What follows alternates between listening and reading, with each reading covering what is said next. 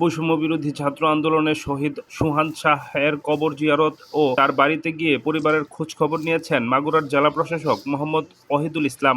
সোমবার দুপুরে শ্রীপুর পূর্বপাড়া গুরুস্থানে সুহানের কবর জিয়ারত ও তার রুহের মাগফেরাত কামনায় দোয়া ও মুনাজাতে অংশ নেন তিনি। কবর জিয়ারত ও দোয়া অনুষ্ঠান শেষে জেলা প্রশাসক মোহাম্মদ ওহিদুল ইসলাম মহিলা কলেজ পাড়ায় সুহানের বাড়িতে দরিদ্র পরিবারটির সদস্যদের জন্য বিভিন্ন ধরনের ফল উপহার হিসেবে নিয়ে যান। সুহানের পিতা শাহ সেকান্দার ও মাতা সুফিয়া বেগম সহ পরিবারের সদস্যদের সাথে সৌজন্য সাক্ষাৎ করেন এবং পরিবারের সদস্যদের সার্বিক খোঁজ খবর নিয়ে প্রয়োজনীয় সহযোগিতার আশ্বাস দেন। এ সময় শ্রীপুর উপজেলা নির্বাহী অফিসার রাখি ব্যানার্জি, উপজেলা সহকারী কমিশনার ভূমি গুঞ্জন বিশ্বাস, ভারপ্রাপ্ত কর্মকর্তা ইদ্রিস আলী সহ অন্যান্যরা উপস্থিত ছিলেন।